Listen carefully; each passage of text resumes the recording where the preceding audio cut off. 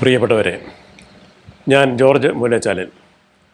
എൻ്റെ കഴിഞ്ഞ എപ്പിസോഡുകളെല്ലാം സീറോ മലബാർ സഭയിൽ ഇപ്പോഴുള്ളതും ഉയർന്നു വന്നുകൊണ്ടിരിക്കുന്നതുമായ ഓരോരോ പ്രശ്നങ്ങളെ അധികരിച്ചുള്ളവയായിരുന്നു.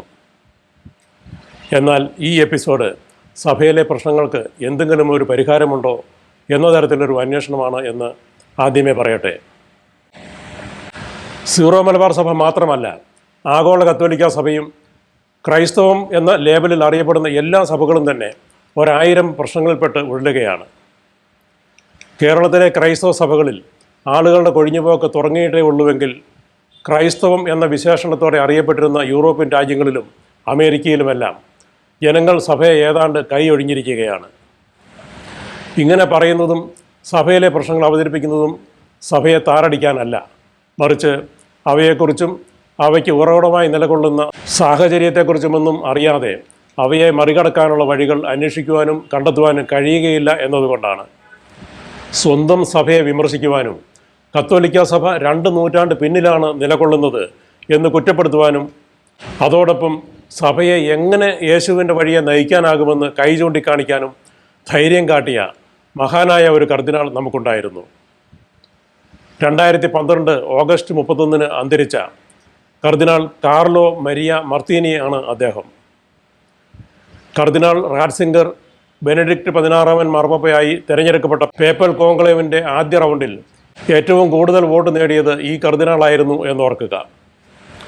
അദ്ദേഹത്തിൻ്റെ മരണത്തിന് ഏതാനും ആഴ്ചകൾക്ക് മുമ്പ് തൻ്റെ മരണമൊഴി എന്ന് വിശേഷിപ്പിച്ചുകൊണ്ട് നടത്തിയ ഒരു ഇൻ്റർവ്യൂവിൽ അദ്ദേഹം ഇങ്ങനെ പറയുകയുണ്ടായി: സമൃദ്ധിയുടെ നാടുകളായ യൂറോപ്പിലും അമേരിക്കയിലും സഭ ക്ഷീണതയാണ്. നമ്മുടെ സംസ്കാരം പഴഞ്ചനായി. നമ്മുടെ വിസ്തൃതമായ പള്ളികളും സന്യാസ മന്ദിരങ്ങളും ഒഴിഞ്ഞുകിടക്കുന്നു. നമ്മുടെ ആരാധനാക്രമങ്ങളും അതിനായുള്ള വസ്ത്രാദികളും ആഡംബരത്തിൻ്റേതാണ്. നമ്മുടെ അധികാര ശ്രേണികളിലെവിടെയും അഴിയാക്കുരുക്കുകളാണ്. നമ്മൾ എന്തായി തീർന്നിരിക്കുന്നുവെന്ന് ഇവയൊക്കെ സൂചിപ്പിക്കുന്നു. സുഖലോലുപത്വം നമ്മെ ഞെരുക്കുന്നു. തന്നെ അനുഗമിക്കാൻ വിളിച്ചപ്പോൾ യേശുവിനെ വിട്ടിട്ട് ദുഃഖിതനായി തിരിഞ്ഞു നടന്ന മുതലാളി യുവാവിനെ പോലെയാണ് ഇന്ന് നമ്മൾ. ആധ്യാത്മികതയുടെ കനലിനു മീതെ മൂടിക്കിടക്കുന്ന ചാരം കണ്ട് ഞാൻ വിവശനാകുന്നു. ചാമ്പലിനടിയിൽ നിന്ന് കനലിനെ പുറത്തു കൊണ്ടുവന്ന് സ്നേഹത്തിൻ്റെ തീനാളത്തെ ജ്വലിപ്പിക്കുവാൻ നാം എന്താണ് ചെയ്യേണ്ടത്?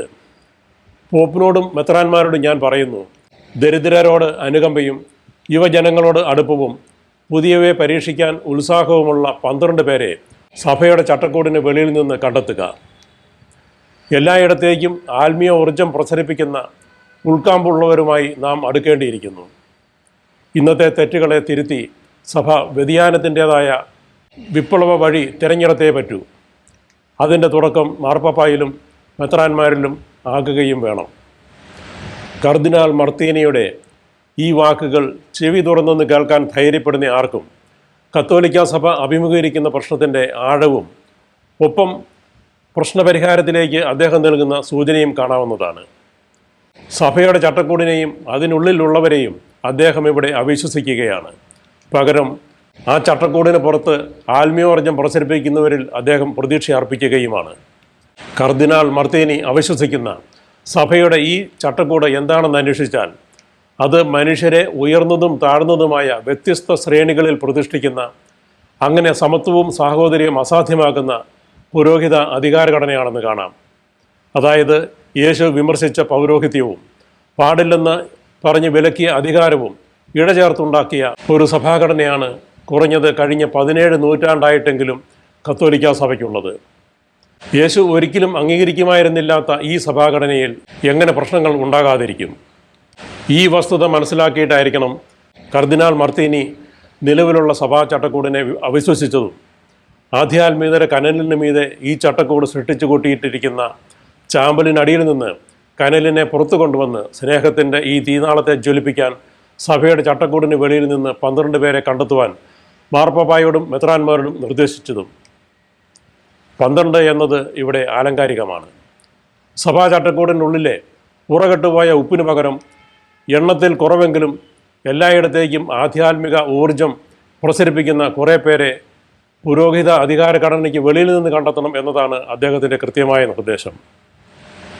ഒരു പക്ഷേ ഈ നിർദ്ദേശത്തിൻ്റെ കൂടി വെളിച്ചത്തിലാകണം ഫ്രാൻസിസ് മാർപ്പാപ്പ സഭയിലുള്ള എല്ലാവരും പരസ്പരം ശ്രവിക്കുകയും സംവദിക്കുകയും ഒന്നിച്ച് സഞ്ചരിക്കുകയും ചെയ്യുന്ന സിനഡൽ സഭ എന്ന സങ്കല്പം മുന്നോട്ട് വച്ചിരിക്കുന്നത്. വെറുതെ അങ്ങനെ ഒരു ആശയം മുന്നോട്ട് വയ്ക്കുക മാത്രമല്ല അദ്ദേഹം ചെയ്തത്, മറിച്ച് അതിൻ്റെ പ്രയോഗസാധ്യതയെക്കുറിച്ച് വ്യാപകമായി ചർച്ച ചെയ്യാൻ 2023 ഒക്ടോബർ 4 മുതൽ 28 വരെ പതിവ് രീതിയിൽ നിന്ന് മാറി സ്ത്രീകൾ ഉൾപ്പെടെയുള്ള സഭയിലെ എല്ലാ വിഭാഗങ്ങളുടെയും പ്രാതിനിധ്യത്തോടെ സിനഡ് ഓൺ സിനഡാലിറ്റി എന്ന പേരിൽ ഒരു സിനഡ് തന്നെ നടത്തുകയും ചെയ്തു. 2024 നവംബറിൽ വീണ്ടും അതിൻ്റെ തുടർച്ചയുണ്ടാകും. ഒരുപക്ഷെ ഏതാനും വർഷം കൂടി ഈ പ്രക്രിയ തുടർന്നേക്കാം. അങ്ങനെ പടിപടിയായിട്ടാണെങ്കിലും സിനഡൽ സഭ എന്ന ഫ്രാൻസിസ് മാർപ്പാപ്പയുടെ ആശയം കത്തോലിക്ക സഭയിൽ പ്രാവർത്തികമായി ആവിഷ്കരിക്കപ്പെടും എന്ന പ്രതീക്ഷയിലാണ് സഭ നവീകരിക്കപ്പെടണം എന്നാഗ്രഹിക്കുന്ന സ്വതന്ത്ര സഭാ പ്രവർത്തകരെല്ലാം. ഇന്നത്തെ മെത്രാൻ കേന്ദ്രീകൃത സഭ അങ്ങനെ എല്ലാവരുടെയും പങ്കാളിത്തമുള്ള സഭയായി മാറുമ്പോൾ ഇന്നത്തേതുപോലെ സഭയിൽ പ്രശ്നങ്ങൾ കുമിഞ്ഞുകൂടുകയില്ല. കാരണം കർദിനാൾ മർത്തീനി നിർദ്ദേശിച്ചതുപോലെ സഭയുടെ ഇന്നത്തെ ചട്ടക്കൂടിലേക്ക് അതിന് വെളിയിലുള്ള മറ്റെല്ലാ വിഭാഗങ്ങളും കൂടി ഉൾപ്പെടുത്തപ്പെടുകയാണ്. അതോടെ പ്രശ്നങ്ങൾ ചർച്ച ചെയ്യുക, തീരുമാനങ്ങൾ എടുക്കുക, തീരുമാനങ്ങൾ നടപ്പിലാക്കുക എന്നിവയെല്ലാം ആദിമസഭയിലേതുപോലെ അല്ലെങ്കിൽ മറ്റൊരു ആദിമസഭയായ മാർത്തോമ നസ്രാണി സഭയിൽ ഉണ്ടായിരുന്നതുപോലെ വിശ്വാസികളുടെ കൂട്ടായ്മയിലായിരിക്കും നിർവഹിക്കപ്പെടുക. ഇപ്രകാരം എല്ലാ വിഭാഗങ്ങളിലും പെട്ടവരെ സഭാ സംവിധാനത്തിലേക്ക് ഉൾപ്രവേശിപ്പിച്ചുകൊണ്ടും പരസ്പര സ്നേഹത്തിൻ്റെയും സമഭാവനയുടെയും അലകും പിടിയും അവിടെയെല്ലാം പുനഃസ്ഥാപിച്ചുകൊണ്ടും മാത്രമേ സഭയെ യേശുവിൻ്റെതാക്കി മാറ്റാൻ സാധിക്കൂ. അതിന് ക്രിസ്തീയതയുടെ ഉത്ഭവ സ്രോതസ്സായ യേശു വചസ്സുകളിലേക്കും ആദിമസഭകളുടെ രൂപമാതൃകകളിലേക്കും നാം തിരിയേണ്ടിയിരിക്കുന്നു. സിനഡൽ സഭ എന്ന തൻ്റെ സങ്കല്പത്തെ പ്രാവർത്തികമാക്കുവാനുള്ള ഫ്രാൻസിസ് മാർപ്പാപ്പയുടെ പരിശ്രമങ്ങൾ ആഗോള കത്തോലിക്ക സഭയെ ഈ ദിശയിലേക്ക് തിരിക്കാൻ ഉദ്ദേശിച്ചുള്ളതാണ് എന്നത് തികച്ചും ശുഭോദർക്കമാണ്. സിനഡൽ സഭ എന്ന സങ്കല്പം ഉൾക്കൊള്ളുക എന്നത് റോമൻ വേരുകളുള്ള പാശ്ചാത്യ പൗരസ്ത്യ സഭകളെ സംബന്ധിച്ച് ഒട്ടും തന്നെ എളുപ്പമായിരിക്കില്ല. കാരണം 4-ാം നൂറ്റാണ്ടിൻ്റെ ആദ്യ പാദത്തിൽ തന്നെ ആദിമസഭയുടെ അതിലളിതമായിരുന്ന ക്രൈസ്തവ രൂപമാതൃക ഇല്ലായ്മ ചെയ്യപ്പെടുകയും അതിന് കടകവിരുദ്ധവും പ്രൗഢഗംഭീരവുമായ റോമൻ സാമ്രാജ്യത്വ ഘടനയിലേക്ക് സഭ വാർക്കപ്പെടുകയും ചെയ്തിരുന്നു. അങ്ങനെ കഴിഞ്ഞ 17 നൂറ്റാണ്ടുകാലം റോമൻ അധികാരഘടനയിൽ അനുശീലിക്കപ്പെട്ട ക്രൈസ്തവ സഭാ സങ്കല്പത്തിൽ നിന്നും പാരമ്പര്യങ്ങളിൽ നിന്നും പെട്ടെന്ന് ആദിമസഭയുടെ രൂപമാതൃക ആവശ്യപ്പെടുന്ന സിനഡൽ സഭാസങ്കല്പത്തിലേക്ക് മാറുക എളുപ്പമാവില്ലല്ലോ. എന്നാൽ നസ്രാണി സഭാ പാരമ്പര്യമുള്ള കേരള സഭയ്ക്ക് ഇത് താരതമ്യേന എളുപ്പമാണ്. കാരണം മറ്റെല്ലായിടത്തും ആദിമസഭാ പാരമ്പര്യത്തിന് 3 നൂറ്റാണ്ടിൻ്റെ ആയുസ്സേ ഉണ്ടായിരുന്നുള്ളൂവെങ്കിൽ കേരള നസ്രാണി സഭയ്ക്കത് 16 നൂറ്റാണ്ടുകാലം നിലനിർത്താൻ കഴിഞ്ഞു. ഒരു താരതമ്യ പഠനത്തിന് തയ്യാറായാൽ ഫ്രാൻസിസ് മാർപ്പാപ്പ ഇപ്പോൾ മുന്നോട്ട് വച്ചിട്ടുള്ള സിനഡൽ സഭാസങ്കല്പത്തിൻ്റെ വികസിത രൂപമായിരുന്നു 3 തട്ടുകളുണ്ടായിരുന്ന ഈ സഭയുടെ പള്ളിയോഗ സഭാ സമ്പ്രദായം എന്ന് കാണാനാവും. ഈ സമ്പ്രദായത്തിലൂടെ സഭയുടെ ആധ്യാത്മികവും ഭൗതികമായ എല്ലാ കാര്യങ്ങളും അപ്പോൾ ചർച്ച ചെയ്ത് തീരുമാനിക്കാനും നടപ്പാക്കാനും കഴിഞ്ഞിരുന്നു. പോർട്ടുഗീസുകാർ ഇവിടെ എത്തി റോമൻ അധികാരഘടന ഈ സഭയിൽ അടിച്ചേൽപ്പിക്കും വരെ ഒരു പ്രശ്നവുമില്ലാതെ, അല്ലെങ്കിൽ ഉണ്ടാകുന്ന പ്രശ്നങ്ങളെല്ലാം അപ്പോൾ പരിഹരിച്ച് മുന്നോട്ട് പോകാൻ നസ്രാണി സഭയ്ക്ക് കഴിഞ്ഞത് വിശ്വാസി സമൂഹത്തിൻ്റെതായി ഇങ്ങനെയൊരു വേദി ഇടവകകൾ തോറും ഉണ്ടായിരുന്നതിനാലാണ്. പല ഇടവകകൾ കൂട്ടുചേർന്നുള്ളതും നസ്രാണി സഭയ്ക്ക് ആകമാനമായുള്ളതുമായ സഭാവേദികൾ ഉണ്ടായിരുന്നതിനാലാണ്. അവിടെയെങ്ങും കത്തനാർമാർ എന്നറിയപ്പെട്ടിരുന്ന നമ്മുടെ പുരോഹിതർ അധികാരികളായിരുന്നില്ല. അവർ ആധ്യാത്മിക ആചാര്യന്മാരായാണ് കണക്കാക്കപ്പെട്ടിരുന്നത്. പൗരസ്ത്യ ദേശത്തെ സഭകളോട് നഷ്ടപ്പെട്ടു പോയ പൂർവ്വ പാരമ്പര്യങ്ങൾ സ്വയം വീണ്ടെടുക്കുക എന്ന് 2-ാം വത്തിക്കാൻ കൗൺസിൽ ആഹ്വാനം ചെയ്തപ്പോൾ മാർത്തോമ്മയുടെ മാർഗവും വഴിപാടും എന്നറിയപ്പെട്ടിരുന്ന പള്ളിയോഗ സമ്പ്രദായം ഉൾപ്പെടെയുള്ള പാരമ്പര്യങ്ങൾ വീണ്ടെടുക്കപ്പെടുമെന്ന പ്രതീക്ഷയിലായിരുന്നു സീറോ മലബാർ സഭാ സമൂഹം. എന്നാൽ റോമൻ പാരമ്പര്യം തങ്ങൾക്ക് ഉറപ്പു നൽകുന്ന അധികാരത്തെ പ്രതി ഈ സഭയുടെ മാർത്തോമ പൈതൃകത്തെയും പാരമ്പര്യങ്ങളെയും തള്ളിപ്പറഞ്ഞും ഇല്ലാത്ത പൗരസ്ത്യകാലതായ പൈതൃകം ഏറ്റുപറഞ്ഞും ഈ സഭയെ വഞ്ചിക്കുകയാണ് ഇവിടുത്തെ സിനഡ് മെത്രാന്മാർ ചെയ്തത്. അതിൻ്റെ ഫലമായി പൗരസ്ത്യ കാനൂൺ നിയമം ഇവിടെ അടിച്ചേൽപ്പിക്കപ്പെട്ടതിന് ശേഷമാണ് പള്ളിയോഗ സമ്പ്രദായത്തിൻ്റെ അതേ രൂപഘടനയിൽ ക്രൈസ്തവ സമുദായത്തിന് വേണ്ടി ഗവൺമെൻറ് തലത്തിൽ ഒരു നിയമനിർമ്മാണം നടത്തിത്തരണം എന്ന ആവശ്യം പ്രൊഫസർ ജോസഫ് പുലിക്കുന്നേലിൻ്റെ നേതൃത്വത്തിൽ കേരളത്തിലെ വിശ്വാസി സമൂഹം ഉന്നയിച്ചതും അതിനുവേണ്ടി നിരവധി സമരങ്ങൾ നയിച്ചതും. ഇനിയിപ്പോൾ സഭയിലെ സമാധാന സംസ്ഥാപനത്തിന് അഥവാ പ്രശ്നപരിഹാരത്തിന് 3 ഓപ്ഷനുകളാണ് കേരളത്തിലെ കത്തോലിക്ക സമൂഹത്തിന് മുന്നിലുള്ളത്. ഒന്നാമതായി ഫ്രാൻസിസ് മാർപ്പാപ്പ മുന്നോട്ട് വച്ചിട്ടുള്ള സിനഡൽ സഭാസങ്കല്പ പ്രകാരം സിനഡാലിറ്റിയോട് കൂടിയ, അതായത് എല്ലാവർക്കും പങ്കാളിത്തമുള്ള സിനഡ് സമ്പ്രദായം ഇവിടെ എത്രയും വേഗം പ്രാവർത്തികമാക്കാൻ വേണ്ട നടപടികൾ സ്വീകരിക്കുക. അല്ലെങ്കിൽ രണ്ടാം വത്തിക്കാൻ കൗൺസിൽ പ്രഖ്യാപനമനുസരിച്ച് ഈ സഭയുടെ പള്ളിയോഗ സഭാഭരണ പാരമ്പര്യം വീണ്ടെടുക്കുവാനുള്ള നടപടികൾക്ക് തുടക്കം കുറിക്കാനുള്ള നടപടികൾ സ്വീകരിക്കുക.